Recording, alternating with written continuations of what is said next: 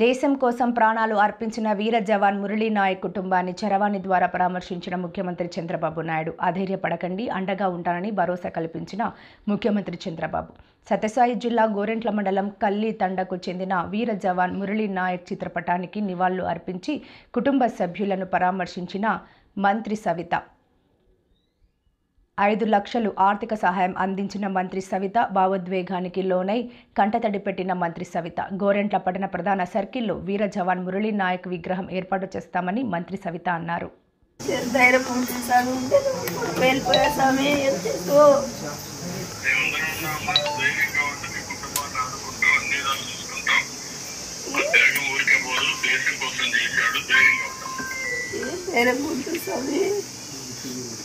Sir చెప్పాను sir, అన్ని విధాలుగా ఉంటామని చెప్పాను సార్. వాళ్ళ ఫాదర్ మాట్లాడారు. వాళ్ళ ఫాదర్ సార్ నమస్తే సార్. నమస్తే, థ్యాంక్స్ సార్. మీరు కోచెస్ సార్.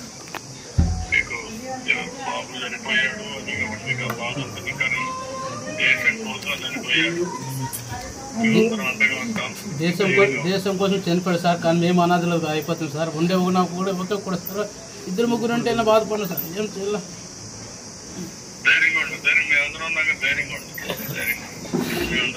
సరే సార్, సరే సరే. ఒకసారి కొన్ని జరగాల్సిన సంఘటన జరుగుతాయి. జరిగినప్పుడు అందరూ ధైర్యంగా ఉండాలి. దేవుడు మీతో ఉంటాడు, ధైర్యంగా ఉండి మేము అందరం మీతో ఉంటాం. సరే, మీరేం అధ్యయన పడుతుంది, ధైర్యంగా ఉండాలి. సరే, మీ త్యాగాలకి ధైర్యంగా ఉండి మేము అందరం. సరే సార్. నమస్తే సార్. ఓకే.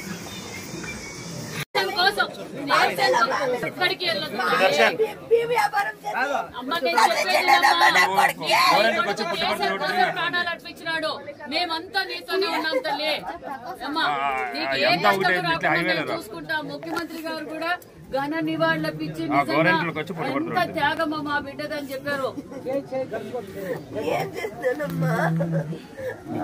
దేశం కోసం ప్రాణాలు అర్పించాడమ్మా.